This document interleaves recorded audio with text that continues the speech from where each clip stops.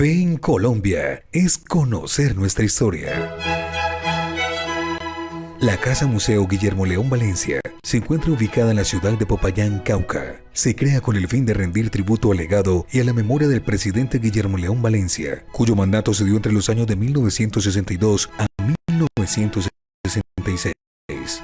Allí se alberga la colección de fotos, condecoraciones, insignias y objetos personales del ilustre presidente Valencia. La Casa Museo está ubicada en la calle Quinta número 982, en el centro de Popayán, y abre sus puertas de martes a viernes, de 8 de la mañana a 12 del mediodía y de 2 a 5 de la tarde, y los sábados, domingos y festivos, de 10 de la mañana a 12 del día y de 2 a 5 de la tarde. Para mayor información, comuníquese al teléfono 824-1555. Visite la Casa Museo Guillermo León Valencia y viva con Fe en Colombia, la historia en el presente. Invita Ejército Nacional de los Colombianos.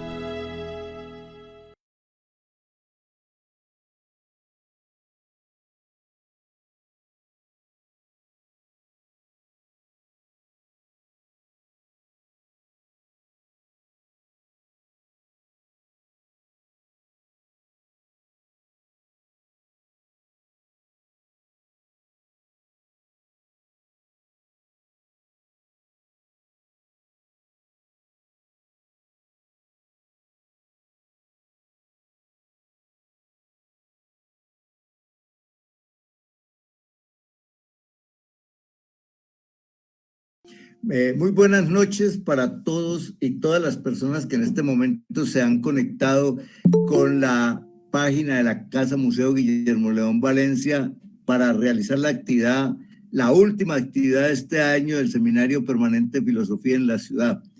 Esta actividad se realiza como parte de la misión que tiene la Universidad del Cauca de hacer extensión del conocimiento que en ella se genera o desde distintos otros espacios hacia la comunidad. Y por eso está apoyada por la Facultad de Ciencias Humanas y Sociales. Es una actividad propia del Departamento de Filosofía, del Grupo de Investigación en Ética, Filosofía Política y Jurídica que dirige el doctor Aristides Obando, y del Semillero de Investigación ARGE, que coordina la licenciada en Literatura, Lice Amparo Valencia Gutiérrez. Esta actividad, les quiero comentar, realizamos este año 40 sesiones del Seminario Permanente de Filosofía en la ciudad, no paramos en ningún momento, y tuvimos en la plataforma como invitados conferencistas o comentaristas alrededor de unos 80 académicos y personas interesadas en el trabajo, creo que hasta un poco más. Cerramos por este año con este encuentro de bibliotecas, y el año entrante iniciaremos de nuevo con otra, digamos, de pronto la misma metodología, pero con otra estrategia de trabajo, integrando temáticas por sesiones de un mes, de tal suerte que durante 4 sesiones vamos a intentar conectar Argentina, México, Chile, Perú, Brasil, Colombia y los otros países que quieran entrar, incluso España probablemente y Francia, sobre temáticas muy específicas. Así de que una de esas temáticas que vamos a desarrollar es la de bibliotecas. Para nosotros es muy importante, no lo digo en particular para mí, sino para en general, es muy importante la actividad que hoy en día están realizando las bibliotecas públicas y las bibliotecas de las universidades y de los colegios.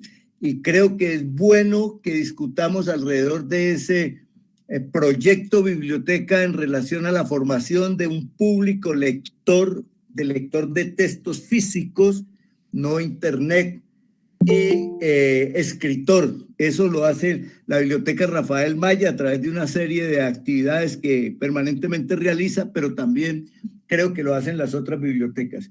Quiero presentar mis agradecimientos a Nelson Fernando González, que es la persona que posibilitó este encuentro de bibliotecas.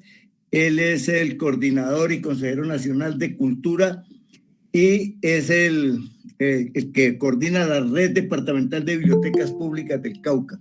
Igualmente agradecer a Eduardo Segoviano de México, y a Natalie López Gutiérrez, que está reemplazando a la compañera que tuvo una dificultad para continuar con nosotros, pero ella es licenciada en literatura aquí en la Universidad del Cauca y es la coordinadora de los procesos de lectura, escritura y oralidad de la red de bibliotecas, licenciada en literatura y tiene maestría en estudios de la cultura. Entonces, Natalie, muy agradecido por ese apoyo que estás haciendo en este momento con nosotros. Nos queda faltando que se conecte el otro compañero que va a trabajar con nosotros, que trabaja desde la Universidad de Antioquia y que tiene un problema de conectividad, Freddy Granados, y entonces apenas se conecte, pues entraremos a la conversación con él. Los conferencistas, cada uno es conferencista, no son comentaristas, los comentaristas seremos nosotros. Cada uno tiene una breve ponencia alrededor del papel que juegan las bibliotecas en la formación del público lector y escritor, cómo lo ven ellos, cómo lo trabajan, cómo están en este momento desarrollando procesos de lectoescritura con los niños, con los jóvenes e incluso con los adultos. Tenemos también en la plataforma pues a Nelson Fernando González, que nos va a acompañar en esta sesión, y a otras personas que siempre han estado con nosotros de manera permanente. Se saluda a la Biblioteca de Guanacas y a las otras bibliotecas que están entrando en este momento, como es, por ejemplo, la Biblioteca Municipal de Popayán, pues con Valentina Gaviria, con Ruby Carabalí, que es la Biblioteca de Timbiquí, Cauca. Tenemos la Biblioteca de Guanacas, que ya la mencioné. Y bueno, los conferencistas tendrán un tiempo más o menos límite de 20 minutos. Como no son en este momento y no dos, tendrían 40, 50 minutos. En caso de que entre el otro compañero, pues entonces tendríamos que distribuirlo a 20 minutos para tener una hora larguita de trabajo. Y acaba de entrar Sandra Dorado de la Biblioteca Municipal de Sotará. Y bueno, tenemos un buen público, muy importante público. Le vamos a dar entonces el uso de la voz. Bueno, primero que todo también agradecer a los ingenieros que nos están acompañando en este momento. Guillermo Hidrobo y, bueno, se me olvida el otro ingeniero. A la directora de la Casa Museo, Guillermo León Valencia, que es la que posibilita también que esta plataforma se mantenga en el aire, y a todos ustedes los que están en este momento acompañándonos. Vamos a darle entonces el uso de la voz al ingeniero Ortiz, que también acompaña al ingeniero Hidrobo. Vamos a darle el uso de la palabra al compañero mexicano, Eduardo Segoviano. Entonces, por favor, cerramos micrófonos y escuchamos las intervenciones de los dos, en este momento, los dos conferencistas. Hola, ¿qué tal? Buenas tardes. Pues, de antemano, gracias al profesor Gustavo por el privilegio de estar aquí. Mi ponencia se titula Reflexiones en torno a la influencia de la biblioteca, las ciencias sociales a las ciencias empíricas. Y comienza con un epígrafe de uno de los escritores que en lo personal me gusta demasiado, que es Ernest Hemingway. Y dice: no hay amigo tan leal como un libro. Comenzaré a leer mi ponencia. Howard Phillips Lovecraft, Arthur Schopenhauer, el Marqués de Sade, Hannah Arendt, Mario Bunge y Ray Bradbury, por mencionar algunos, consideraban que las bibliotecas eran parte fundamental de la vida de las personas, que podían mejorarlas y brindarlas de cierta libertad y personalidad. Después de pasar casi toda mi vida laboral entre anaqueles de libros, considero que esas afirmaciones son correctas, pues como bibliotecario y usuario de las mismas, pude constatar una y otra vez la tremenda influencia que tienen las bibliotecas en el público lector. En este breve escrito, rescataré algunas reflexiones y vivencias sobre las bibliotecas, como usuario y como bibliotecario, y la influencia que éstas pueden tener en sus usuarios. Fue durante el mes de junio de 2017 cuando acreditaba todas las materias del plan de estudios de la licenciatura en la Universidad Pedagógica Nacional, Unidad Ajusco, localizada al sur de la Ciudad de México, Aunque había concluido mis estudios, aún faltaba un elemento importante, la tesis, mecanismo imprescindible para obtener el título de licenciado en pedagogía. En ese momento solo tenía bosquejos y muchas ideas en el tintero. Al mes siguiente logré conseguir el puesto de bibliotecario en el Agustiniano Instituto Filosófico Teológico, que fue el primer lugar donde estuve laborando. Este instituto fue fundado en 1975, el cual se localiza en el municipio de Naucalpan de Juárez, en el Estado de México. Esta escuela, que pertenece a la Orden de San Agustín, se enfoca en la formación sacerdotal de sus seminaristas, en impartir cursos de teología y filosofía a personas que no necesariamente profesan la religión católica y deseen aprender de estos temas. Su sistema de biblioteca, que funciona desde el 2003, fue bautizado con el nombre de Fray Alonso de la Veracruz, ilustre personaje imprescindible para la orden agustiniana, pues fue pionero en la fundación de escuelas, cátedras y, cómo no, bibliotecas. Todo durante el periodo de conquista de la Nueva España. Al ingresar como bibliotecario, tenía nula experiencia en dicho campo, pero de lo que sí gozaba era del conocimiento de editoriales y ediciones de algunos títulos de filosofía, pues pasé largo tiempo en la Biblioteca Gregorio Torres Quintero de la Universidad Pedagógica Nacional. Fue un reto grande. La biblioteca cuenta con más de 60,000 ejemplares, entre los que se encuentran revistas, libros que van desde filosofía, psicología, pedagogía, literatura, teología, hasta diccionarios de varios idiomas. También diccionarios de varias ramas del conocimiento, como sociología, psicología, etc. Había libros de matemáticas, ciencias, historia de la iglesia, arte, pintura, música. Fue un mar del conocimiento del cual estuve absorbiendo durante 4 años que duró mi estadía en esa biblioteca, y del que pude empapar, aunque fuera un poco, a sus usuarios. ¿Qué tipo de clasificación utilizaba la biblioteca? La Biblioteca Fray Alonso de la Veracruz tiene un sistema propio en su clasificación. La letra A corresponde a los libros de consulta, como diccionarios de varios idiomas o de distintos temas, como cristología o patrología. La letra B le asignaba a obras relacionadas con la Biblia y su estudio. La letra C a la cristología. La letra F a la filosofía. La letra H a la historia de la iglesia. La letra I estaba dedicada a todo lo que rodeaba a la obra de San Agustín, incluyendo sus 45 tomos editados por la Biblioteca de Autores Cristianos. No era tan complicado clasificar libros. Si llegaba uno nuevo, simplemente se ponía el número del tomo el que llegaba y el año. Si repetían los ejemplares, se colocaba un número romano. Mis obligaciones en la biblioteca eran sellar, clasificar los nuevos libros y revistas que se incorporaban a sus estantes, limpiar el recinto y también limpiar sus ejemplares y brindar material bibliográfico a sus usuarios. Ahora, ¿qué relación tuve yo con esta biblioteca? Me dedicaba principalmente al préstamo bibliográfico a los seminaristas y a algunos usuarios locales de la biblioteca, de vecinos que estaban cerca del lugar, pero también a profesores de filosofía de la Facultad de Estudios Superiores de Acatlán, esto de la Universidad Nacional Autónoma de México. Se les podía prestar material bibliográfico y hemerográfico para sus investigaciones o clases.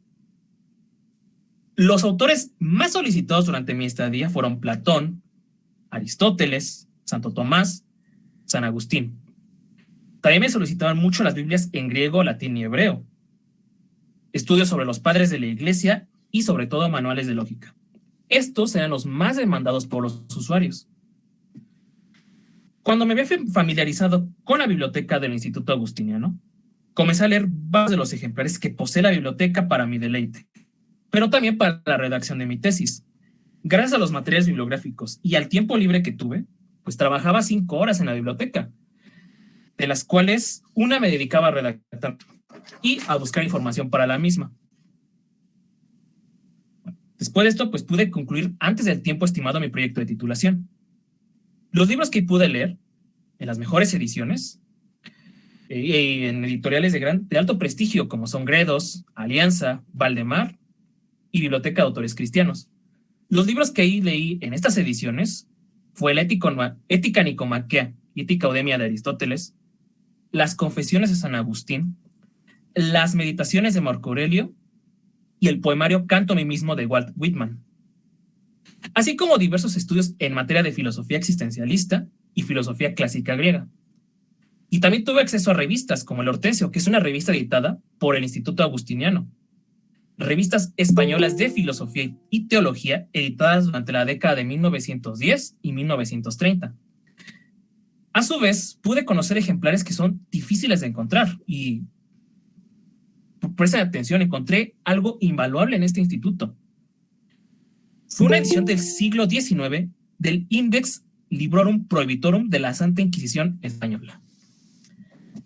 Pues una obra sumamente difícil de encontrar para los bibliófilos que disfrutan de coleccionar libros. Asimismo, al estar en contacto con filósofos profesionales, ya que la plantilla de profesores del Agustiniano en su mayoría son licenciados en filosofía y poseen grados de maestría y doctorado, pude conocer más autores, corregir un poco mi escritura, aunque sea poco, e interesarme por otros pensadores que estaban en mi misma línea de investigación, como son Philipp Mailander, Søren Kierkegaard, Martin Heidegger, Mauricio Bouchot y Maud Foucault, así como también estudios sobre hermenéutica y la pedagogía. Al cumplir un año de bibliotecario, conocía mejor, aunque no del todo bien, la Biblioteca Fray Alonso de la Vera. Ya estaba titulado como licenciado en pedagogía. Aún no sabía si mi estancia sería por unos meses más o ya cambiaría de centro de trabajo. Como mencioné previamente, había comenzado a leer autores que estaban dentro de la corriente hermenéutica, aunque no había logrado quedar satisfecho. Mi desencanto con la corriente interpretativa de la filosofía nace a raíz de percatarme que la hermenéutica únicamente queda en el debate semántico de las. Yo me preguntaba, ¿qué sentido tiene leer tantos libros, debatir qué es la virtud, la libertad, el amor o la justicia, si la filosofía no podía tratar problemas relevantes como la desigualdad social o el grave problema educativo que tiene México? Sí puedo opinar, claro, pero a menos a título personal, difícilmente actuar, y esto me asustó. También otra terrible molestia que tuve fue la poca claridad con la que escribían algunos filósofos. Aquellos que ya han examinado la fenomenología del espíritu de Hegel, Temor y temblor de Søren Kierkegaard, El anticristo de Nietzsche, Ser y tiempo de Martin Heidegger o El nacimiento de la clínica de Foucault, sabrán que estos autores redactan con una prosa extraña y confusa y que siempre está en constante debate qué es lo que quiso decir este autor realmente. Personalmente, no me agradaba perder el tiempo leyendo y releyendo estos escritores. Si iba a invertir mi tiempo y me estudiaban autores claros y que trabajaban problemas reales y con fundamentos sólidos. Un ejemplo de ello es el de Alan Sokal y Jan Brickmont, quienes en su obra Imposturas intelectuales despotrican contra autores que hacen pasar sus propuestas como científicas y serias, pero que bajo un escrutinio científico y experimentable fracasan. Entre los autores que son refutados están el polémico Jacques Lacan, que hace mal uso de las matemáticas para tratar de fundamentar su pseudociencia, el psicoanálisis. Había quedado impactado, pues durante mi formación como pedagogo y también como bibliotecario, se había inculcado que el psicoanálisis era una rama seria de la psicología. No pude contra los embates de estos dos científicos. Quería hacer algo similar, algo fáctico y de provecho, algo cientificista.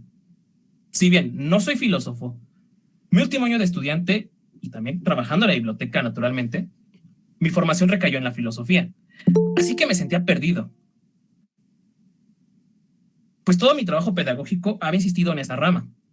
En mis 2 semestres finales había leído vorazmente a Platón, Aristóteles, Arthur Schopenhauer, Friedrich Nietzsche, Gilles Deleuze, Félix Guattari, Sigmund Freud y Søren Kierkegaard.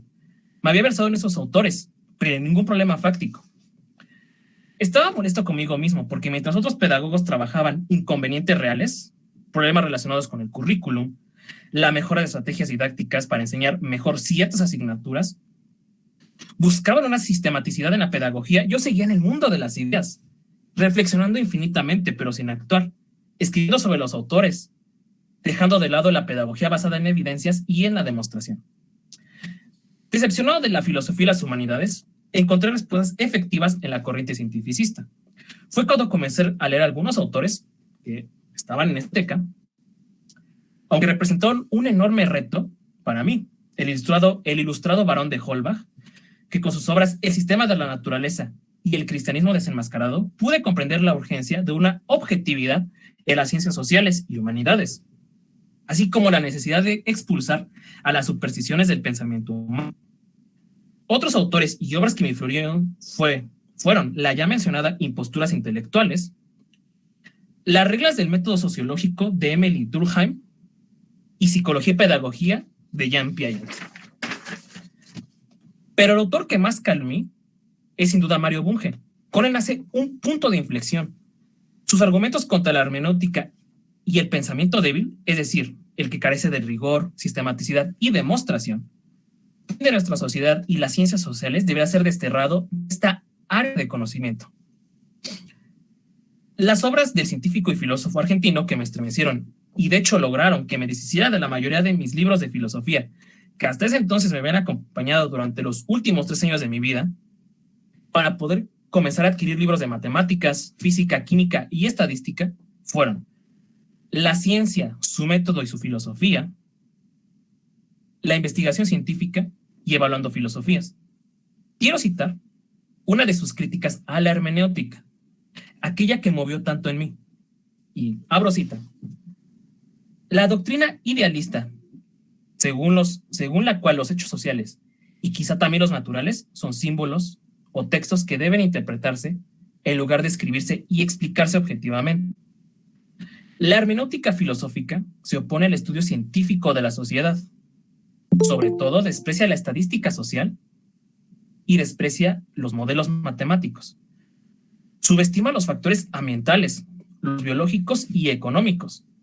Al mismo tiempo, rechaza abordar los hechos macrosociales como la pobreza y la guerra. La hermenéutica constituye un obstáculo a la investigación de las verdades acerca de la sociedad. Estas palabras impregnaron fuertemente en mí, logrando que quisiera cambiar de enfoque mi área de estudio, la filosofía y la pedagogía, para pasar a otros propósitos. Fue cuando me embarqué a otra empresa más ambiciosa, aunque desgastante, un cambio de carrera. A partir de aquí voy a hablar de mis últimos 2 años de bibliotecario. A no lograr encontrar estudios que satisfacieran mis inquietudes cientificistas, quise buscar estudiar algo relacionado a las ciencias. De ahí comencé a interesarme en las ciencias empíricas. Aprovechaba mis horas libres de trabajo para estudiar los temarios de los exámenes de admisión de las universidades públicas de México. Como mencioné, en esta misma biblioteca, curioso que teniendo libros de San Agustín, de Platón, también tienen libros de ciencias, de matemáticas, de química, que estos me auxiliaron demasiado para mi formación. Mi meta era estudiar física o matemáticas puras, pero ser de una alta complejidad. Aquellos que se hayan versado en temas como, por ejemplo, la topología algebraica, son cosas tremendamente complejas y difíciles. Quise elegir algo menos exigente, así que me decidí por estudiar alguna ingeniería. Si bien en el 2019 no logré obtener un lugar en el Instituto Politécnico Nacional ni la Universidad Autónoma Metropolitana, adquirí harta experiencia en el ramo de la enseñanza de asignaturas como matemáticas, física y química. De la gran influencia que disfruté leyendo los autores ya citados, combinando con horas de estudio, comencé a dictar clases de las materias ya mencionadas, pero no en el Instituto Agustiniano, sino en otro recinto, que es en el cual actualmente me encuentro. La Biblioteca Municipal Fuente del Conocimiento, localizada en la colonia San Mateo Nopala, que también pertenece al municipio de Naucalpan de Juárez, en el Estado de México. En dicha biblioteca se encuentran libros de literatura, filosofía, sociología, matemáticas, física, química e historia. Siempre trataba de utilizar materiales de la biblioteca municipal para que los estudiantes pudieran regresar a ellos cuando quisieran, conocer los ejemplares que tienen en su poder esa institución y sobre todo saber utilizarlos. Como se puede ver, ahora ya yo me había convertido en usuario de bibliotecas y profesor auxiliar. Tuve estudiantes desde nivel primaria que tenemos que enseñarles a leer las letras hasta medio superior, siempre procurando utilizar los libros de la biblioteca Fuente del Conocimiento y uno que otro del Agustiniano, donde aún trabajaba. Con la llegada de la pandemia del COVID-19, las bibliotecas cerraron. No así la biblioteca Fray Alonso de la Veracruz, pues al estar dirigida a una comunidad pequeña y yo lo viví cerca del instituto, el riesgo de contagio fue mínimo. Concurriendo pocos usuarios, aproveché el tiempo para seguir conociendo más libros. Da un reacomodo total a la biblioteca y estudiar para mis exámenes de admisión. Comencé a dar clases en línea y bueno, cuando se abre la biblioteca pública Fuente del Conocimiento, que fue a inicios de este semestre, en agosto, pues también regreso ahí a dar asesorías a los pequeños y adolescentes que lo necesitan. Mi empresa de estudiar alguna ciencia empírica o algo ligado a ella seguía en pie. Al llegar el mes de junio del 2021, fui seleccionado para ingresar a la licenciatura en Ingeniería Metalúrgica en la Universidad Autónoma Metropolitana, Unidad Azcapotzalco, también localizada en la Ciudad de México. Por los horarios de mis estudios, tuve que renunciar a mi puesto como bibliotecario en el Instituto Agustiniano, pero sigo dando clases a quien lo requiera en la rica fuente del conocimiento. Aunque me llevo muchas experiencias, el amor por libros, la ciencia y la paz que trae consigo mismo una biblioteca ha sido una de las mejores experiencias en mi vida, tanto a nivel personal como profesional. Para concluir, no cabe duda que la influencia que tienen las bibliotecas en las personas puede ser muy grande. Desde pasar un rato agradable, elaborar un tema de investigación, cumplir con una tarea o un solitario momento de reflexión, hasta encontrar una profesión entre las páginas de los libros y las revistas. En materia de pedagogía, he conseguido desprenderme de la tradición hermenéutica totalmente y empaparme de conocimientos técnicos en lo referente a la enseñanza de las ciencias. Es satisfactorio ver que un infante aprendió a hacer una operación fraccionaria de 3 miembros, a restar y dividir cifras grandes entre cifras minúsculas. A un adolescente resolver un problema de ecuaciones, saber leer la tabla periódica de los elementos o comprender la ley de Coulomb. Considero que mi relación con el mundo de los anaqueles de libros y revistas, tanto como bibliotecario como usuario, ha sido muy gratificante, pues puedo ver que en estos recintos llenos de información y conocimiento, las personas podemos encontrar experiencias reconfortantes, de crecimiento y encuentro con uno mismo. Como pedagogo y lector, y estudiante también, puedo concluir que una de las actividades más reconfortantes de la vida es la lectura. Es un momento íntimo que se relaciona con nuestras emociones, una relación entre el pasado y el presente. Muchas gracias por escuchar mi ponencia. Gracias. Muchas gracias, Eduardo, por esa reflexión interesante que has hecho en la tarde de hoy. Vamos a darle el uso de la voz entonces a Natalie López. Ya, como dije antes, es licenciada en literatura y trabaja con estas experiencias de lectoescritura permanentemente. Natalie, estás en el uso de la palabra. Bueno, buenas noches a todos y a todas. Primero que todo, también agradecer por este espacio. También, pues, como cierre de este ciclo de conferencias, de espacios de conversación donde se han venido como tejiendo diferentes reflexiones, como su nombre lo indica, alrededor, digamos, de todos esos diálogos necesarios también para pensarnos en la ciudad. Pues qué interesante y qué bueno que se incluya también el tema de las bibliotecas, digamos, de su función en la sociedad, digamos, de su labor social, comunitaria y de participación. Entonces, bueno, pues como ya les habían contado, yo hago parte del equipo de la Red de Bibliotecas Públicas de Cali, de la ciudad de Cali. Trabajo en bibliotecas desde hace aproximadamente ya unos 12, 13 años. Digamos que ahí inicié desde que estaba a mitad de mi curso de la licenciatura en literatura. Y bueno, para mí fue como abrir todo un universo de posibilidades de cómo podía también acercar a otros lectores, a otras personas con unos intereses también en estos espacios. Entonces, pues desde ahí empecé a enfocarme pues en trabajar como promotora de lectura, como bibliotecaria. He tenido la oportunidad también de ser bibliotecaria escolar, Y algo muy, muy bello que me ha traído esta labor de bibliotecaria y promotora de lectura ha sido por poder recorrer muchos lugares de mi país. Afortunadamente, a través de esta labor he podido conocer bibliotecas de muchos municipios y conocer esos diferentes contextos y esas diferentes realidades también que se, digamos, que van enmarcando también lo que puede significar para cada comunidad una biblioteca. Ahorita ustedes dentro de la presentación mencionaban la biblioteca de Guanacas, por ejemplo, que ha sido un referente, creo, a nivel nacional también de una biblioteca que se ha construido no solo desde su, digamos, desde su rol y desde toda la oferta que tiene de servicios y de programas de lectura, sino también incluso desde su configuración física, ¿no? Como también nos representa un espacio significativo para la comunidad. Creo que, pues en ese sentido es que les quiero compartir y aquí voy a solicitar, si me permiten, para compartir unas diapositivas a través de las cuales quiero ir como tejiendo pues esta breve charla que les voy a compartir. Entonces, comparto y me confirman si se está observando bien el documento. Sí, Natalie. Sí, se está confirmando. Bueno, muchas gracias.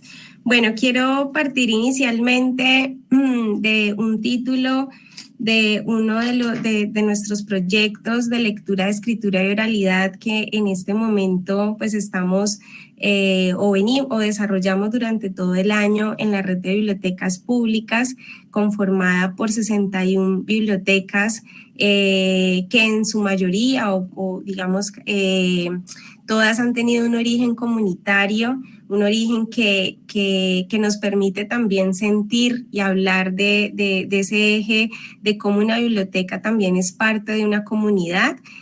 Por eso pues inicio con este breve texto de David Lankes, un autor que en sus últimos trabajos pues nos ha venido haciendo también unas reflexiones muy potentes a mi parecer alrededor de ese lugar de la biblioteca como lugar de inclusión, pero también como el lugar de participación de todas las comunidades, que esto, digamos, está incluso desde el manifiesto de la UNESCO, donde, digamos, se declara la biblioteca como un espacio democrático, un espacio al que pueden acceder todos los ciudadanos. Y pues, digamos, de entrada quería como resaltar este elemento porque, digamos, dentro de este tema que nos convoca y es la formación de el lector y el público lector y escritor, lo primero que quisiera un poco como plantear es, bueno, ¿qué concepción o qué noción tenemos de biblioteca? Y en ese sentido también, ¿cuál es la concepción de lectura y escritura que esa biblioteca o que esas bibliotecas promueven, ¿cierto? Entonces, en ese sentido, un poco también en el marco de estos proyectos que venimos desarrollando y que son también como el horizonte del trabajo, como les decía, de las bibliotecas públicas, de la red que tienen este tejido y este vínculo tan fuerte con sus comunidades, nos pensamos entonces esa lectura no solamente de texto, sino también del mundo, ¿sí? Y en donde ese lector también pasa de ser, digamos, un lector a también poder narrar sus historias, poder también escribir sus historias. Entonces, desde ahí me voy ubicando. Esta imagen que ustedes ven allí, quizá un poco... de pronto como desde la grafía de un niño, para mí tiene un significado muy importante, es un papelito que guardo desde hace, yo creo justamente 12, 13 años que les contaba que inicié a trabajar en una biblioteca pública de aquí de la ciudad, porque fue un regalo de un niño que me hizo después de una hora del cuento. El niño me lo da porque ha sido uno de los libros que más le llama la atención en la biblioteca. Este libro es un libro que se llama justamente así, se llama A Trabajar, es un libro álbum publicado por la editorial Fondo de Cultura Económica en un formato muy grande, y el niño, digamos, recuerda este libro hace este dibujo y me lo regala. Para mí es como un tesoro y pienso un poco, digamos, a partir de este dibujo y un poco como en conexión a lo que venía también narrando el compañero en la primera parte de esta charla, cómo, digamos, también esas bibliotecas nos van generando unos referentes de esos libros que leemos, cómo también nos vamos configurando esa historia lectora a partir de esos libros que nos va presentando la biblioteca. Entonces, en efecto, digamos, aquí este es como esa memoria que también pienso hoy, ese niño seguramente pues ya será un adolescente, un joven, y pasó por la biblioteca y tuvo la oportunidad de acceder a estos libros que le permitieron tener unas experiencias, por supuesto, lectoras significativas.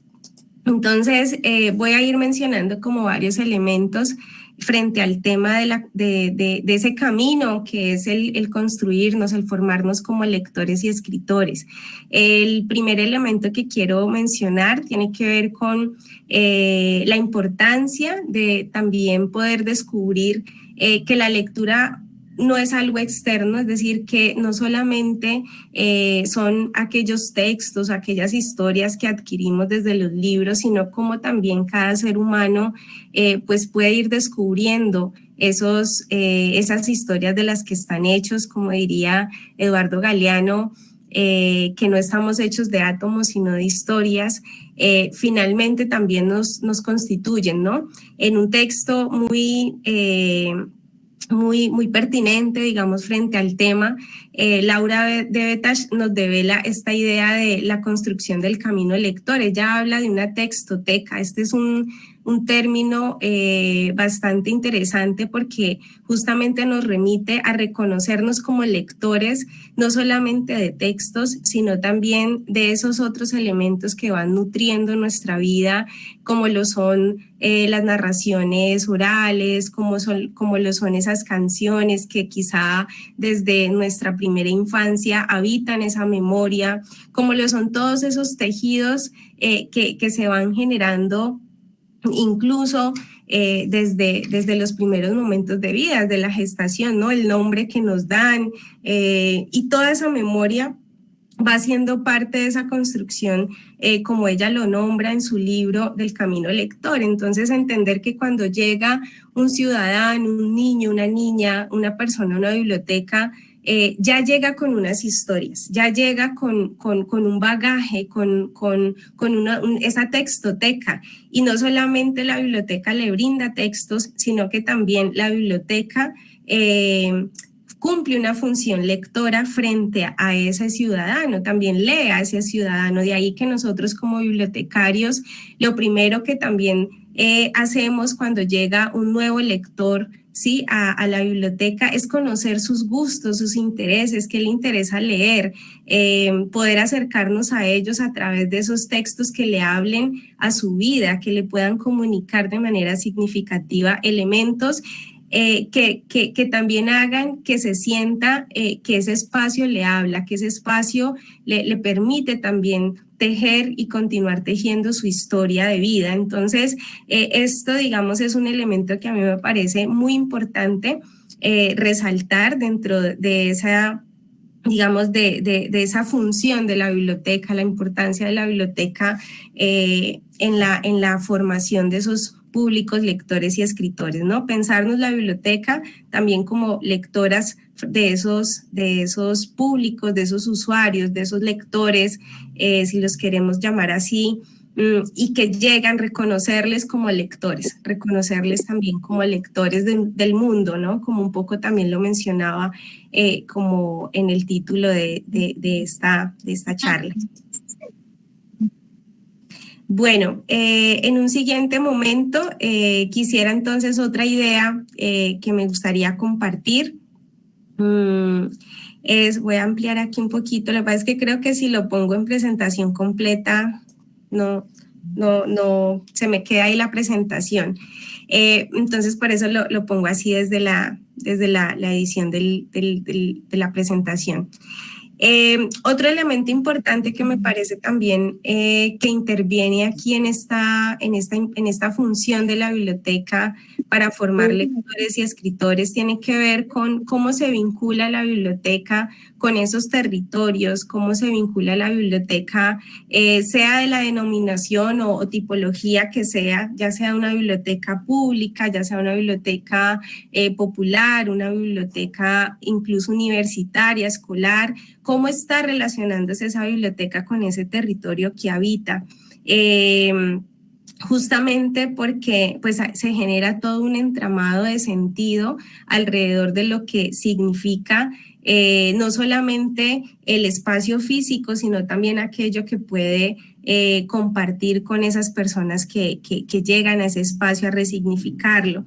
De allí que me parezca muy importante también referir en este espacio, pues una de las autoras que yo creo que quienes venimos como trabajando en bibliotecas, venimos compartiendo alrededor de las experiencias de lectura, siempre nos ilumina, nos trae, digamos, como unas reflexiones y unas discusiones muy interesantes alrededor de la lectura, y es la socióloga Michelle Petit, que nos permite justamente pensarnos la lectura como experiencias de transmisión cultural. En uno de sus últimos libros, Leer el Mundo, pues nos habla justamente cómo esta noción de lectura se amplía no solo al código escrito o al código texto, sino también cómo existe todo ese entramado de historias más allá del texto, pero es la biblioteca y es el libro el que le puede dar un lugar y un sentido. En este fragmento, pues lo que nos presenta justamente es cómo en esos primeros momentos de vida, y aquí quiero retomar, de hecho sé que en México ha sido una de las tiene experiencias muy significativas alrededor de las salas de lectura, también para la primera infancia, porque hace algunos años no nos pensábamos a los bebés, por ejemplo, leyendo en una biblioteca. Y a propósito, digamos, de nuestra ley de primera infancia y de que se ha, digamos, como transformado también esta noción, los servicios de las bibliotecas se han ampliado al punto de que tenemos en este momento en muchas de nuestras bibliotecas salas especializadas para atender a mamás gestantes, a mamás lactantes y bebés que llegan a explorar libros o, como dice Yolanda Reyes, a morder sus primeros libros, ¿no? Porque es la forma también en que ellos exploran ese elemento del que poco a poco van a ir descubriendo, que les habla del mundo y que les permite también dar respuestas a esas preguntas diversas que van a ir surgiendo en su crecimiento. Entonces, pensarnos un poco también lo importante que es que estas bibliotecas se puedan configurar a partir también de esa lectura que se hace del territorio y de las personas y de los ciudadanos de la edad que sea, que la habitan, pues digamos es vital, digamos, para cumplir esa función tan importante. Vuelvo y retomo un poco el ejemplo de la biblioteca de Guanacas, que ha recibido, digamos, hace algunos años, si no estoy mal, el Premio Nacional de Arquitectura, también, digamos, por esa configuración donde quizá no solamente es la estructura de la biblioteca, sino cómo fue concebida, ¿sí? Quienes trabajaron en ese proyecto tuvieron que ir y abordar con la comunidad para ellos qué significaba un libro, para ellos qué significaba la lectura, el banco que es el asientico donde nosotros reposamos un rato, donde estamos allí tomando un tiempo para pensar cómo se ha resignificado, por ejemplo, en esta biblioteca. Entonces es eso, pensarnos cómo cada biblioteca también, digamos, se articula a esas lecturas que el territorio y la ciudadanía y las personas van haciendo de su territorio y también se entreteje con ellas. El tercer elemento que me parece muy importante mencionar y traer aquí para esta reflexión tiene que ver con cómo estas bibliotecas también construyen se construye, digamos, desde las relaciones que se tejen y le otorgan vida. Entonces, la biblioteca hace parte de ese territorio y la biblioteca, digamos, aquí en Cali, que somos 61 bibliotecas públicas, tenemos también biblioestaciones, es un poco como nos pensamos esas bibliotecas como un lugar para todos, ¿sí? Como un lugar donde si la biblioteca está en determinada zona de la ciudad, pues allí no solamente van a llegar niños, allí también van a llegar adultos mayores, van a llegar madres, van a llegar... Si hablamos de grupos etarios, pero si hablamos también de diferentes grupos étnicos, entonces vamos a llegar los mestizos, van a llegar personas indígenas, van a llegar personas afro.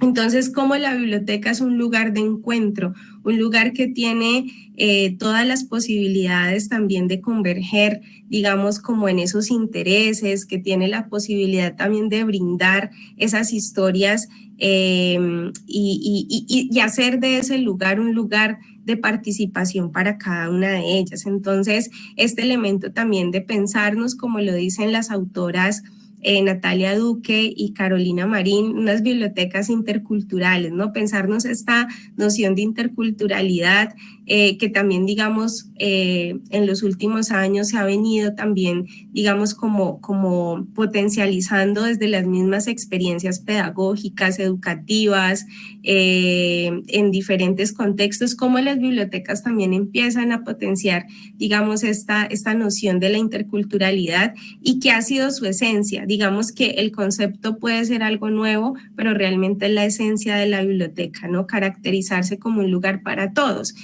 En ese sentido, si nosotros hablamos de formar lectores y escritores, entonces pensarnos nuevamente cuál es ese, cómo son esos procesos para aquel adulto mayor, por ejemplo, cuya experiencia escolar fue de pronto limitada, cuyo acceso de pronto a los libros también fue limitado.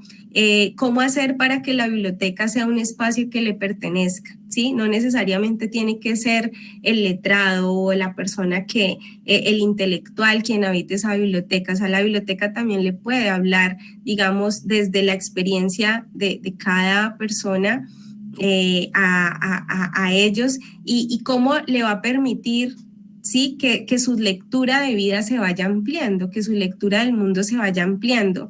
En la red de bibliotecas, de hecho, en los últimos días que hemos venido haciendo también como un proceso de cierre y de compartir y de reflexión alrededor de los proyectos que se han desarrollado en todo el año, escuchábamos el testimonio de una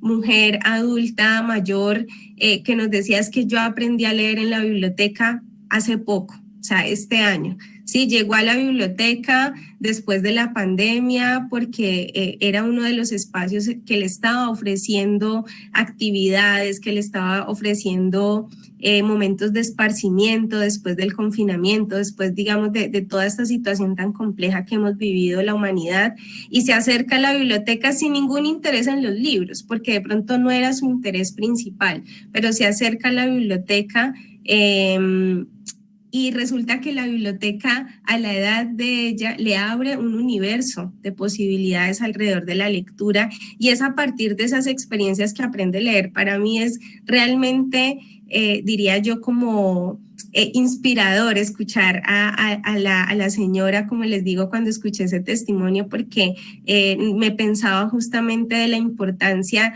de que la biblioteca pueda llegar no solamente a quienes ya tienen acceso al código escrito, sino también de la importancia en donde pues la biblioteca es un lugar para todos. Entonces, bueno, esto como en este sentido, y por eso un poco he ido como poniendo este diálogo ahí como con las imágenes, esta imagen de tejer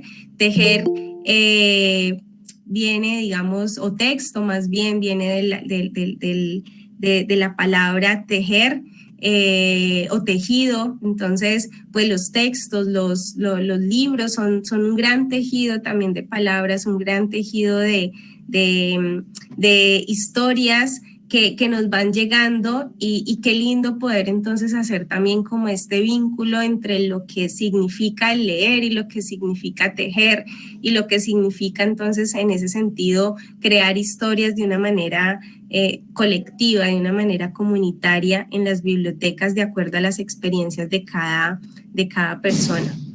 Y otro elemento para finalizar, digamos, dentro de los elementos de reflexión que estoy proponiendo, tiene que ver con cómo concebimos la escritura.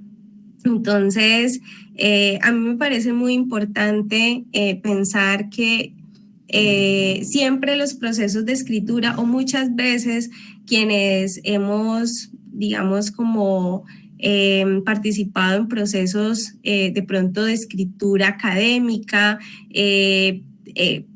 cuando llegamos a estos espacios de la biblioteca, de pronto también se nos hace necesario transformar o resignificar esa noción de la escritura en el sentido de pensarnos incluso cómo hacer que esa escritura sea parte de ese proceso también de lectura, ¿no? Por eso traigo aquí una cita de Graciela Montes que me parece dialoga con esta idea y tiene que ver con que el que escribe y se lee al mismo tiempo, y al leer se confronta y dialoga, o sea, se reescribe todas las lecturas que ha ido haciendo en su vida. Muchas veces, y quizá algunos de los que estamos aquí tuvimos esa experiencia de que se nos solicitaba un texto a partir de, no sé, una consigna muy básica o algo muy limitado que de repente nos ponía, era como en apuros, como ¿y ahora qué escribo? ¿Cierto? Y pensar que esa escritura fluye, pero es en la medida en que también yo estoy dialogando con un texto, es bastante significativo porque no nos está poniendo la escritura como algo externo, sino como una extensión de eso que leemos. Aquí hay algunas fotos solamente como para contarles o compartirles un poco de lo que hemos ido como también desarrollando en estos proyectos con niños y jóvenes y les cuento. Entonces, con los jóvenes, digamos que con esta población con la que también existen muchos, diría yo, como estigmas o predisposiciones a que los jóvenes no leen, nos damos cuenta, digamos, cuando hacemos estos procesos, estos proyectos con ellos, un poco también de cuál es esa relación con la lectura. Quizá estos jóvenes acceden de otra manera a los textos y tienen otras formas de relacionarse con ellos, y es la biblioteca la que puede encontrar, como también lo dice Devetash, ir develando ese camino, ¿no? Ese camino de formarse también como lectores o que se reconozcan como lectores, que eso para mí es fundamental. Ellos hacen todo un proceso primero como de hablar de esas narrativas que habitan en sus territorios, ¿no? La música, pero también desde otros lenguajes, la fotografía, y a través de esas experiencias pues van encontrándose contextos que se dan cuenta que dialogan con eso, es decir, que se dan cuenta que este autor, por ejemplo, propone una idea que me permite ampliar aquello que yo pensaba sobre algo en particular y le permite empezar a generar ese diálogo, ¿no? Entonces ya no es como el texto que habla desde un lugar distante, sino que habla conmigo, que está dialogando. A partir de esta experiencia los jóvenes empiezan a crear, y por eso me ha parecido significativo traerles estas dos primeras fotos, en donde, bueno, en una es una camiseta con un texto. Lo significativo es que los chicos estampan esta camiseta, entonces miren que allí hay un proceso que para cualquiera de nosotros podría ser un proceso meramente, digamos, manual, de hacer un proceso artístico o bueno, como se quiera llamar, pero allí hay un proceso, detrás de esto ha habido todo un proceso de diálogo y de reflexión, porque lo que se estampa en la camiseta tiene que ver justamente con lo que para ellos ha significado la lectura. Entonces, por ejemplo, aquí en la camiseta, el estampado, lo que dice es, oiga, mire, lea, véngase a Cali para que lea. Cali te engoma, ¿oís? Entonces es como ellos, digamos, empiezan como a transmitir también ese gusto por la lectura desde esa experiencia, o sea, cómo ellos le pueden hablar de otros jóvenes, de lo que han vivido en la biblioteca, pues lo narran a través de estos elementos que también son escrituras, ¿no? Son formas también de ir resignificando eso que han leído.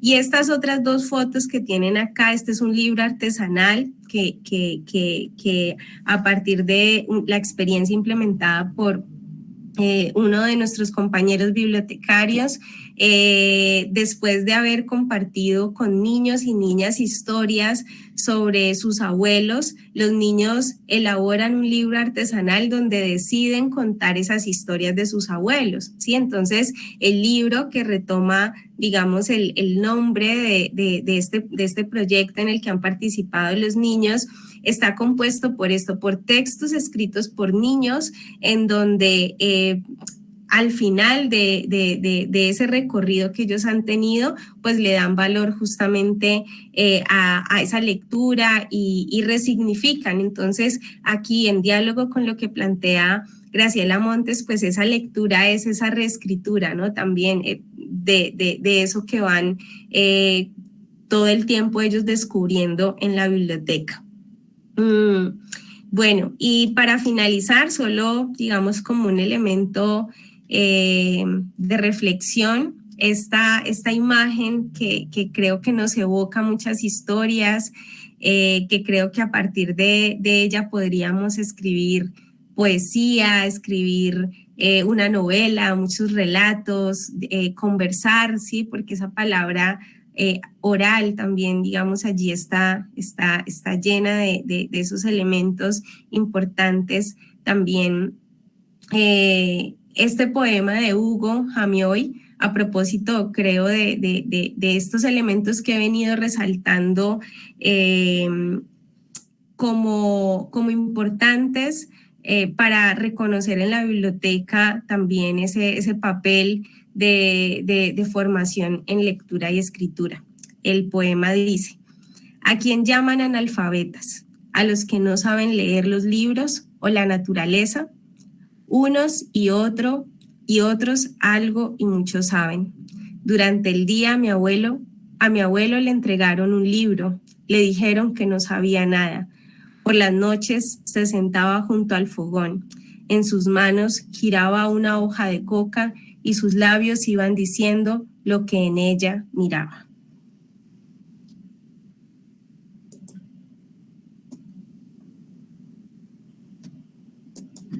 Bueno, muchísimas gracias. Hasta allí, pues, como estos elementos que quería compartir alrededor del tema que nos convoca aquí en este espacio. Muchas gracias. Gracias, Natalie, por esa charla tan bien edificada y tan edificante a la vez. Bueno, yo doy el uso de la palabra a quienes estén interesados en interpelar a los dos conferencistas. Tenemos un tiempo de una media hora para conversar, 40 minutos máximo. Y bueno, creo que hay muchas cosas de qué hablar y se saluda pues a todos los bibliotecarios que están aquí y que están escuchando esta conferencia, estas dos conferencias. Entonces, el que esté interesado en conversar con los conferencistas, abre el micrófono y hace uso de la voz. Creo que hay muchos elementos allí importantes que resaltar, ¿no? Ese regreso al libro, ¿no? Al libro físico es muy importante porque de alguna manera San Google creó como una distancia muy fuerte con el libro físico, porque aparece el libro virtual y entonces como que resultaría en un momento determinado más cómodo. leer un libro virtual.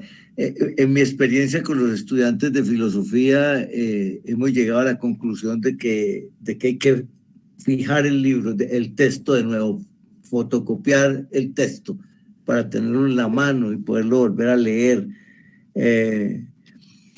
Nelson está planteando una pregunta para cualquiera de los dos. ¿Qué libro, dice Nelson, cuál libro marca su vida, incluso su relación con la biblioteca, diría yo, y por qué? Entonces, es una primera intervención para que conteste Natalie y para que conteste Eduardo. Entonces, le damos el uso de la palabra primero a Eduardo y luego a Natalie. Eduardo, ¿podrías contestar a esa pregunta que te hace Nelson Fernando?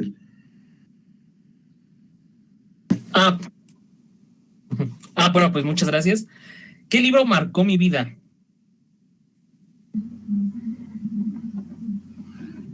Claro que sí, y con mucho gusto la contesto. No podré decir uno solamente, diría 3. El hombre mediocre, de José Ingenieros, que se me hizo una obra genial, un poco complicado de leer, pero se me hizo genial. Luego está Pseudociencia e Ideología de Mario Bunge, que se rompió con muchas de las creencias que yo tenía cuando termino mi licenciatura en Pedagogía, pues rompió con muchas creencias. Y finalmente, mencionará del Barón de Holbach, que este libro fue el que me hizo cuestionarme. De hecho, recuerdo muy bien que en el prólogo de este libro dice que qué desafortunados son, yo como pedagogo también, qué desafortunados son esos autor ilustrado, que contratan pedagogos mercenarios, que en lugar de promover el pensamiento crítico, de promover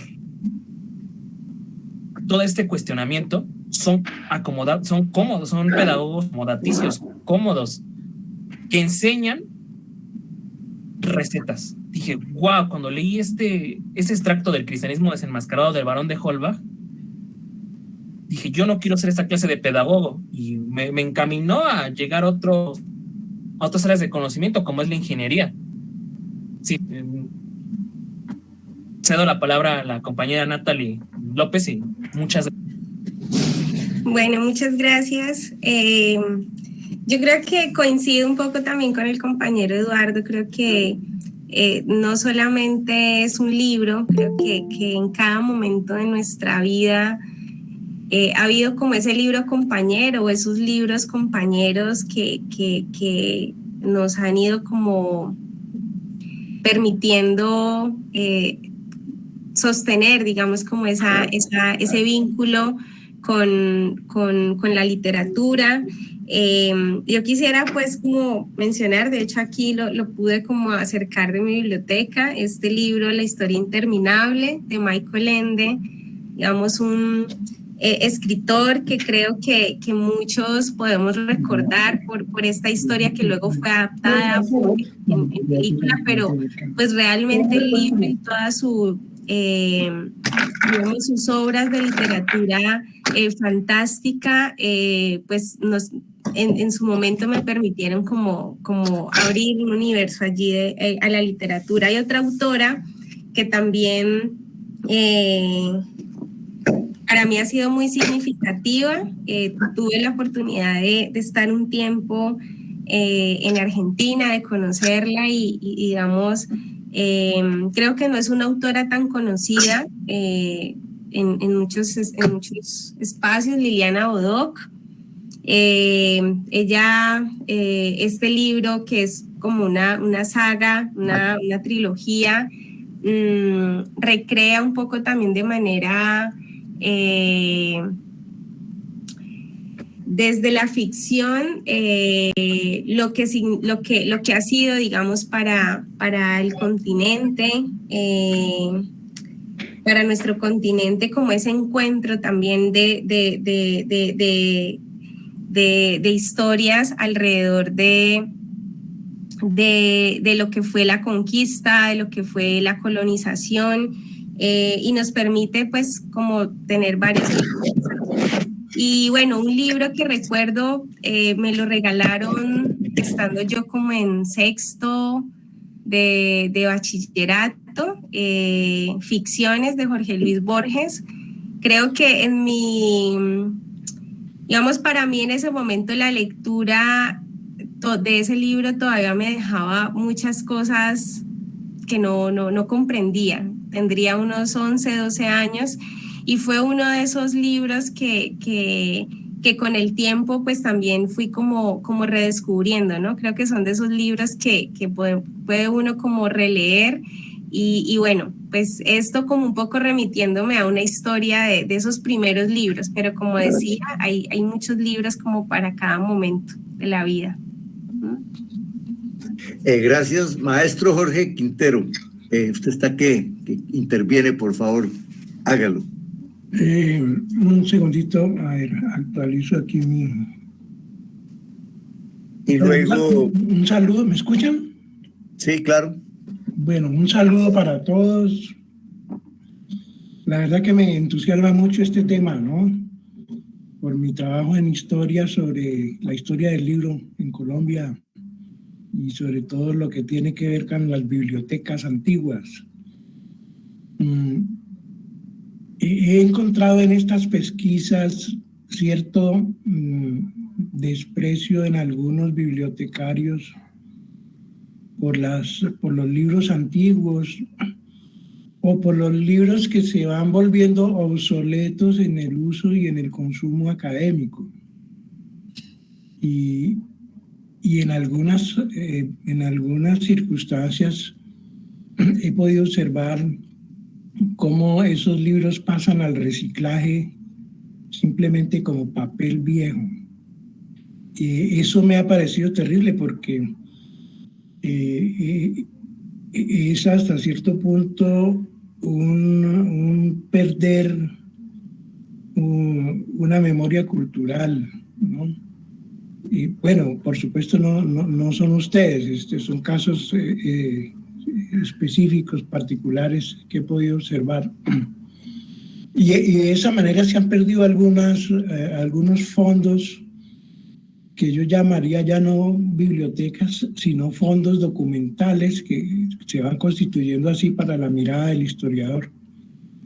¿Ustedes qué tratamiento le dan o sugieren dársele a los libros antiguos, ¿no?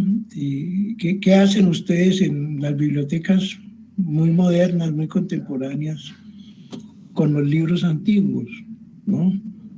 Por ejemplo, con los libros escolares. Yo a veces he encontrado, buscando en esas bibliotecas, algunos textos, hablo para Colombia, ¿no? Porque pues, aquí han circulado algunos libros tradicionales. La aritmética de Bruño, la gramática de los padres de La Salle, la historia y la geografía de los hermanos maristas y de los hermanos de La Salle, el álgebra de Baldor, la historia sagrada, bueno, una lista de libros. La alegría de leer. La alegría de leer, con los cuales aprendimos. Con la que aprendimos a leer y escribir. Las personas que ya tenemos más de 60 años, ¿no? Entonces, ¿a ustedes qué les sugiere? ¿Qué se hace? ¿Qué se puede hacer con eso? ¿Y qué significa para ustedes como bibliotecarios contemporáneos, jóvenes, que son todos ustedes? ¿Qué significan esos libros? ¿Qué tratamiento les darían?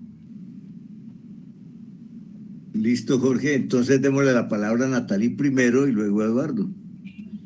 Bueno, primero que todo, señor Jorge, bueno, pues gracias por la pregunta. Creo que esa reflexión, digamos, es permanente, ¿no? Como en las personas que estamos trabajando en bibliotecas y justamente como en procesos de formación lectora. Y bueno, contarle que aquí en Cali nosotros contamos con una biblioteca patrimonial, una biblioteca que justamente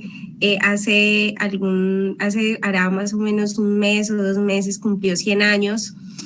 Allí tenemos un fondo especial, un fondo donde esta colección tiene un tratamiento justamente desde incluso de su mismo procesamiento en términos de catalogación, en términos de disposición para consulta, cuenta, digamos, como con estos procesos.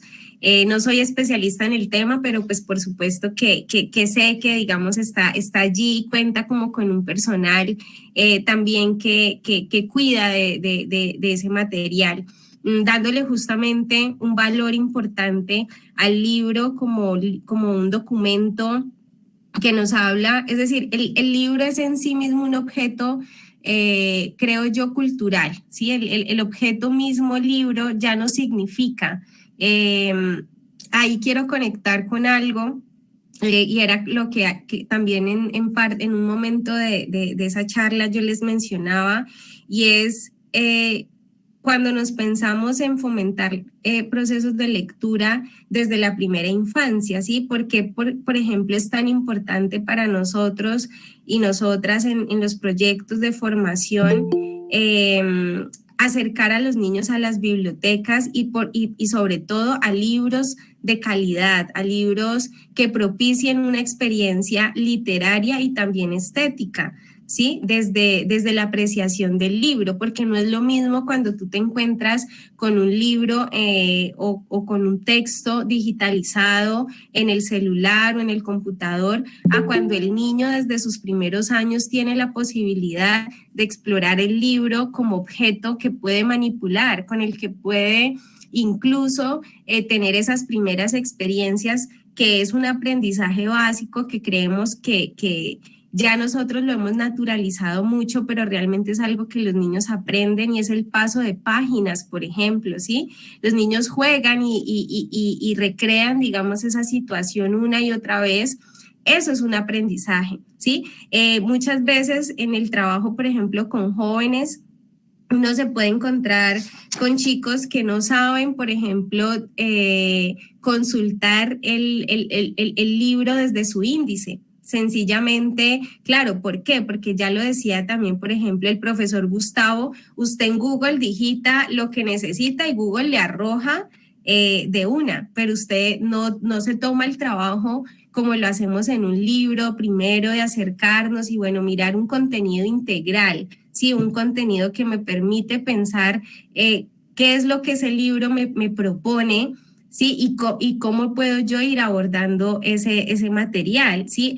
Por ejemplo, este aprendizaje que se puede omitir hoy en día porque pues, los chicos acceden o consultan, o todos accedemos, digamos, a Google, necesitamos algo y ese es como nuestro primer lugar de búsqueda, ¿sí? Cómo nos va restando las posibilidades también de poder manipular, de poder tener como una relación con lo que nos propone el libro en ese sentido.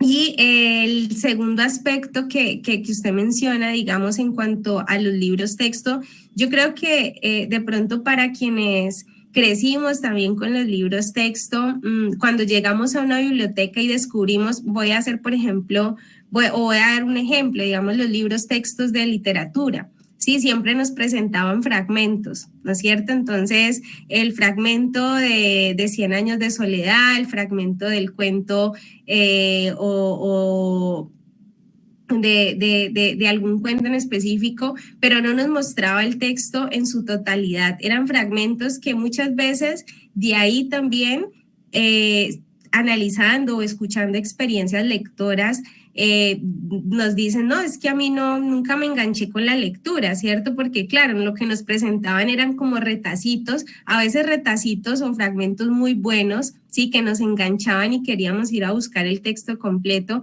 otras veces no tan buenos, eso también dependía como del libro texto y quizá también, por supuesto, de la maestra o el maestro que presentaba ese libro y que podía no utilizarlo solamente como un manual, sino como un elemento más de sus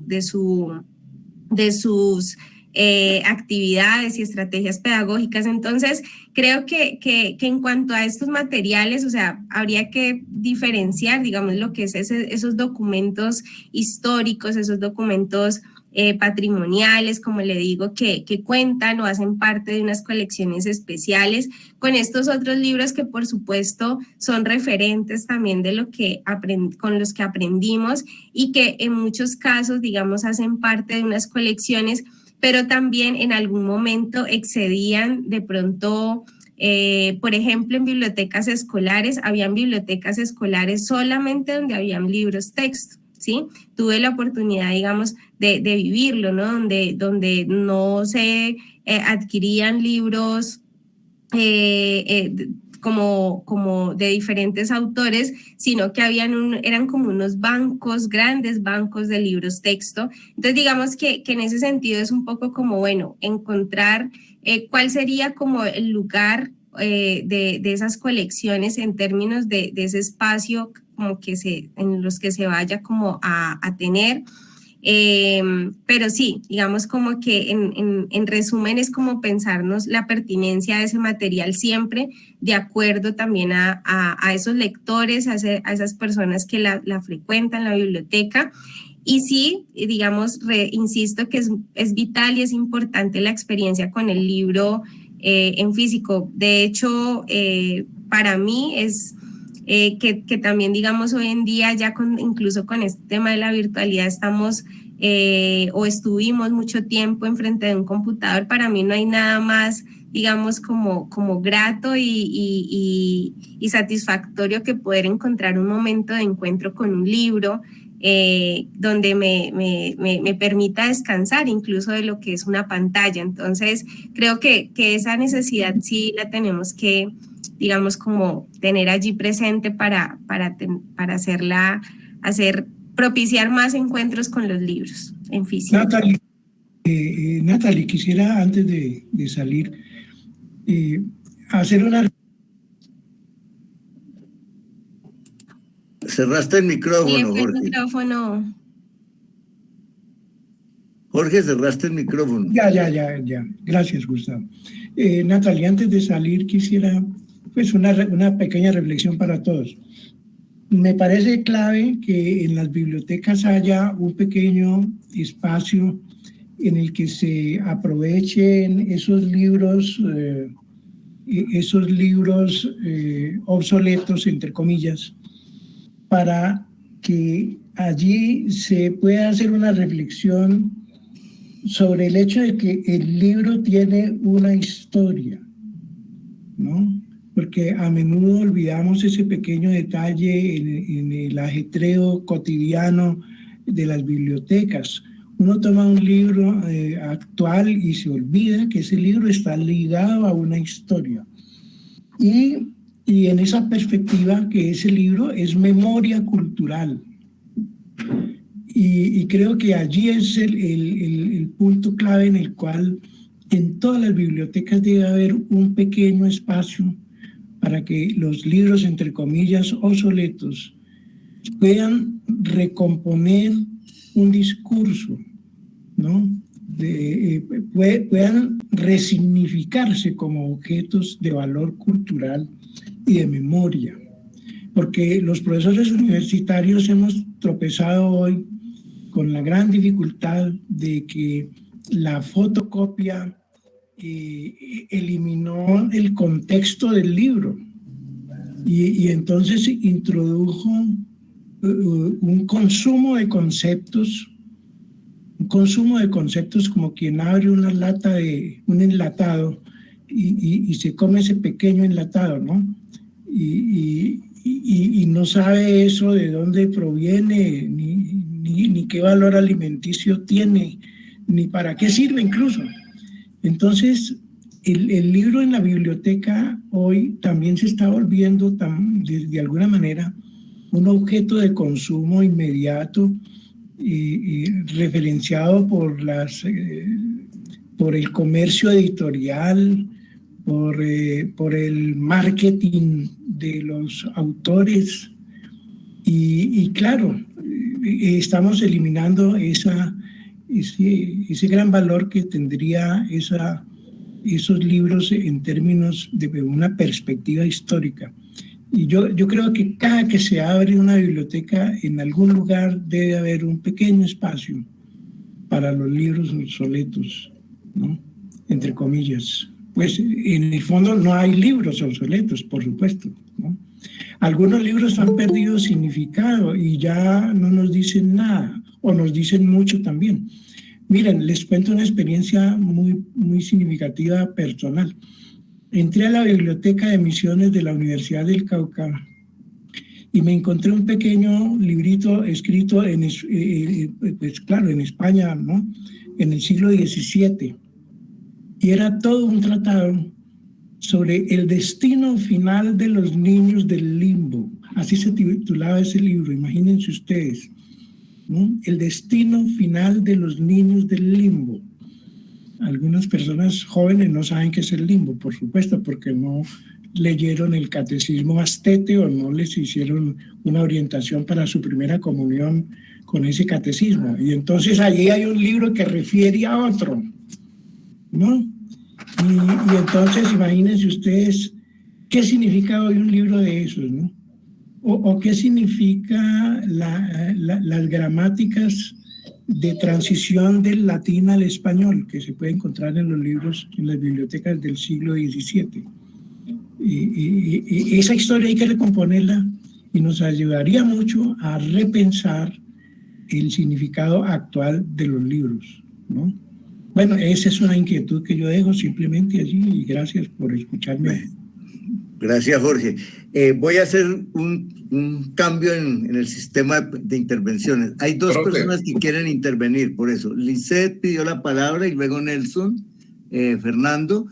Y escuchemos primero estas intervenciones y hay una serie de preguntas por aquí breves también. Entonces, Lisette, te doy el uso de la palabra, luego Nelson, el uso de la palabra. Vamos, y bueno, comencemos primero por ellos dos. Acuérdense que el tiempo se nos está acabando.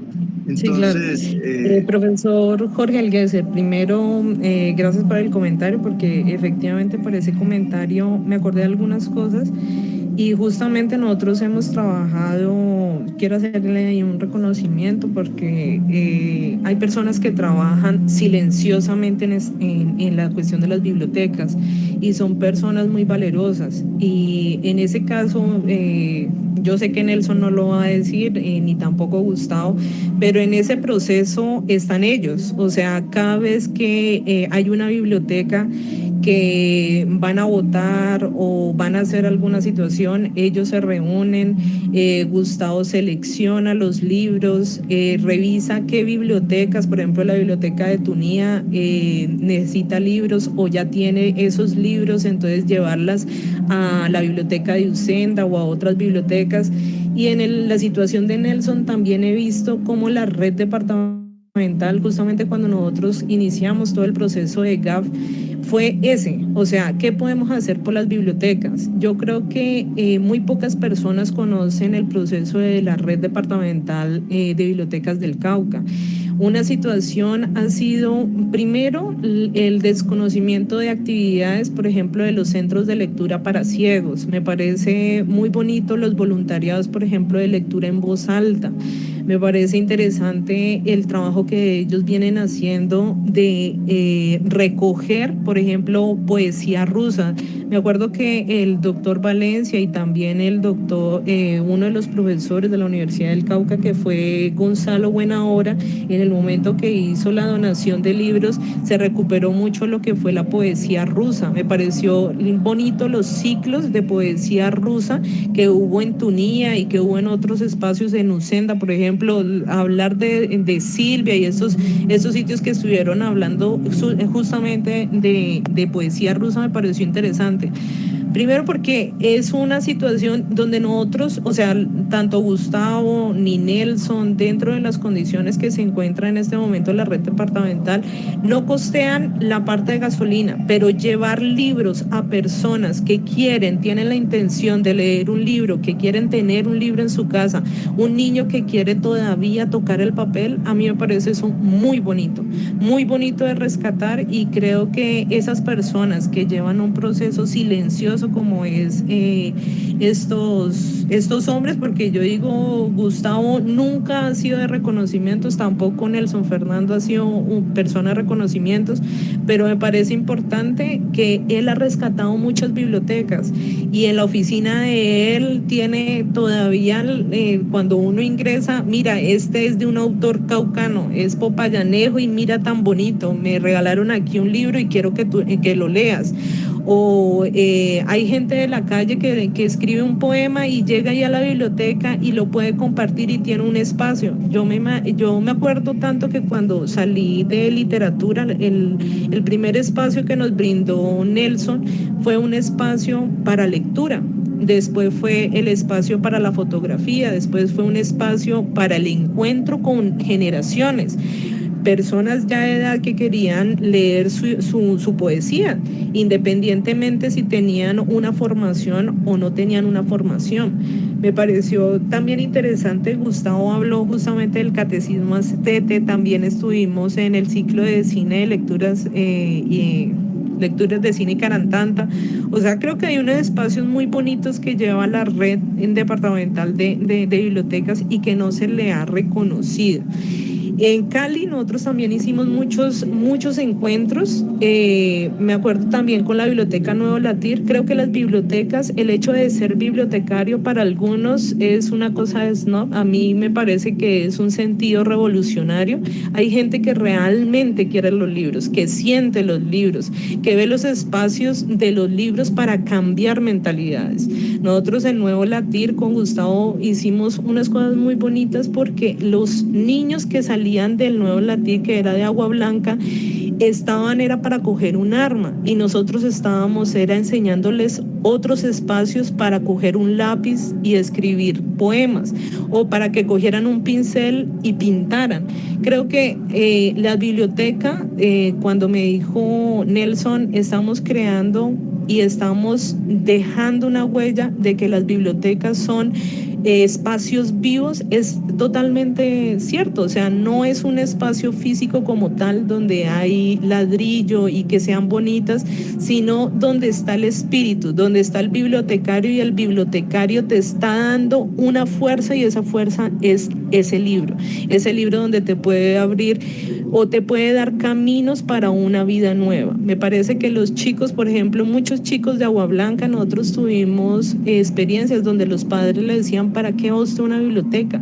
¿Para qué pinta? Más bien trabaje, ¿por qué no roba? Y los niños, en vez de ir a robar o ir a hacer una actividad que el padre le decía que era supuestamente económicamente más viable, ellos llegaban ahí. Y llegaban a las 8 de la mañana, llegaban a las 2 de la tarde, a la hora que tuvieran que llegar, con un lápiz y con una hoja para estar dispuestos a pintar o escribir. Entonces me parece que definitivamente estos espacios son espacios de revolución, y esos espacios de revolución, creo que por un buen bibliotecario, con una persona que realmente sienta esos deseos de cambiar a la gente, creo que vale muchísimo la pena de poder compartirlos. En ese caso, pues me entristece, por ejemplo, el caso de Ana Sol, que no se encuentra en la plataforma. Ana Sol lleva 10 años trabajando en la Biblioteca Rafael Maya de una manera silenciosa, recibiendo a personas ciegas, a personas que quieren aprender braille, que han tenido un proceso de deterioro con su visión o que realmente no saben leer y escribir.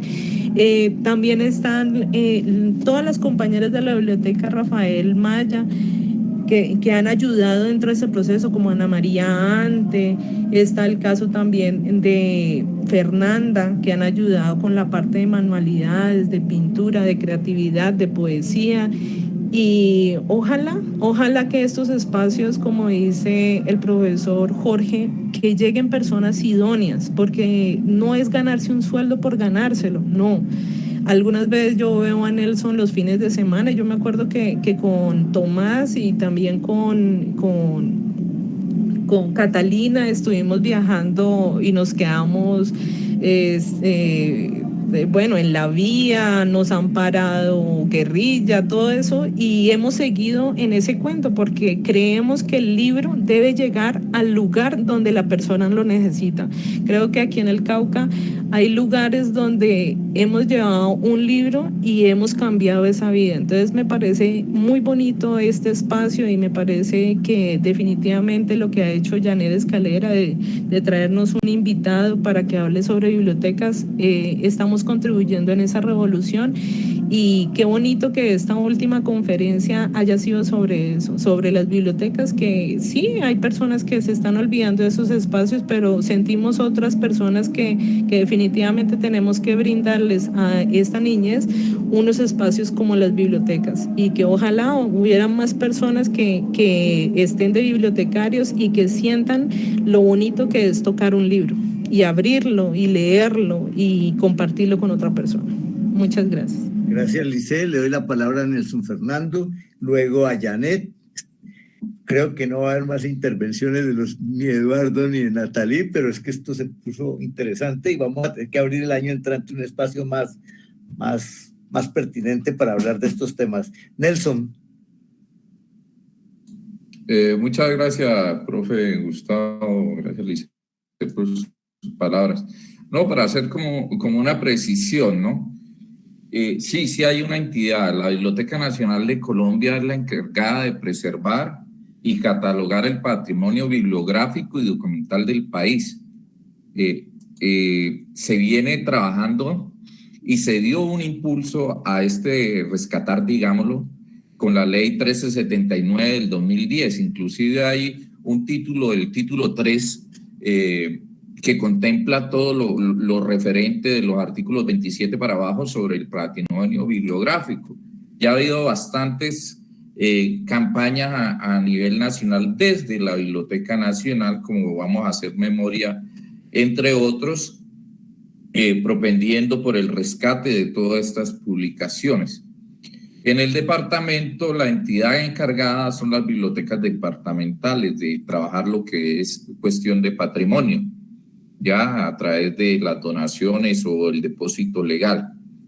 No quiere decir que todas las publicaciones que sean antiguas o clásicas que pertenezcan a patrimonio están en la Biblioteca Nacional, sino que también hacen parte. Por ejemplo, yo con Eduardo Segovia yo me sentía un poquito o bastante identificado porque yo empecé con una biblioteca especializada. Yo empecé trabajando en el Seminario Mayor de Arquidiocesano de Popayán. Entonces, al igual que Eduardo, todas las colecciones eran orientadas a la filosofía y a la teología.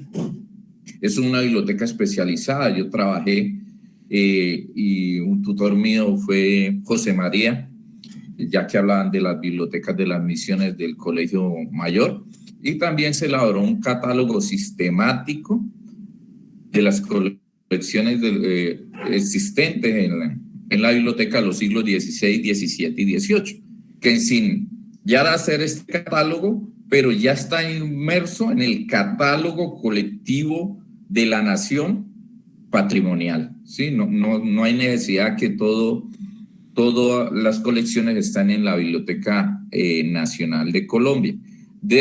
¿Cuál es la función? Las bibliotecas departamentales es la socialización de las colecciones patrimoniales que tienen para que se hagan todo este tipo de estudios para los investigadores y para que los usuarios en general conozcan la producción de su región, ¿no? Esto a manera para aclararlo de las cuestiones de patrimonio, de los libros antiguos. Sí, se viene haciendo una campaña, como te digo, a raíz de la ley 1379 del 2010, se le ha hecho énfasis a nivel nacional en estos procesos, que también hablaban, y ahí también nos toca propender por el derecho al autor. El fotocopiado nos está matando, nos está afectando. Entonces también es un llamado afectuoso al no fotocopiado de la totalidad de las ediciones de los libros. Lo otro, en el Cauca, lo que decía Natalia, que hay unas experiencias significativas.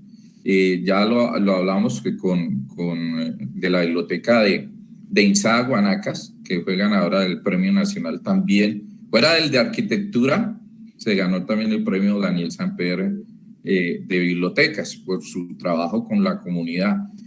Pues es una representación de toda la cosmogonía de la región en la biblioteca, ¿ya? En el año 2009 también la Biblioteca de Florencia Cauca fue finalista de estos premios.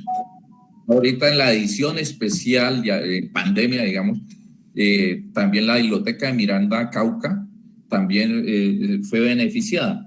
Entonces se está viendo que a través de todas las bibliotecas, más bien de papel importante que juegan los bibliotecarios en la comunidad, porque son ellos los artífices, a veces no, sin recursos, sin apoyo de la alcaldía, pero son unos pesos en cuestiones de lectura. Hace algunos años nos reuníamos con la comunidad MISAC y la directora de la Biblioteca Nacional a través de una experiencia, porque ustedes saben que todo el pueblo MISAC es alrededor del fogón.